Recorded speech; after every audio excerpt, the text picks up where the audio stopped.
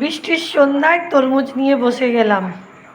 সময়টা আজকে কাটতে চাইছে না, কেননা আমাদের এখানে বৃষ্টিতে না জল বেরোবার জায়গা নেই, তাই রাস্তাটা জলে ভর্তি, বিচ্ছিরি অবস্থা।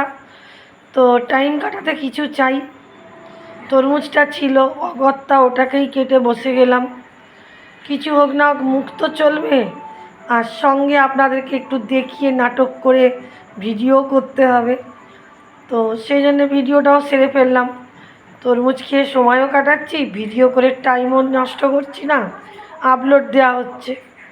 কারণ শুধুমধু বসে থাকলে বা রাস্তায় বেরোলে অনেক সময় টাইমটা বেকার নষ্ট হয়ে যায়। এটা মোটামুটি ভিডিওটা করে আপনাদের সামনে তুলে ধরতে পারছি, টাইমটা কাজে লাগছে। তো এটা ভালো না বলুন? বৃষ্টির দিনে রাস্তায় জল জমে, তাই তরমুজ নিয়ে বসে গেলাম সময়টা সুন্দরভাবে যত্ন করে আপনাদের সামনে তুলে ধরতে। তাহলে তরমুজটা খেয়ে নিই এবার ভালোভাবে।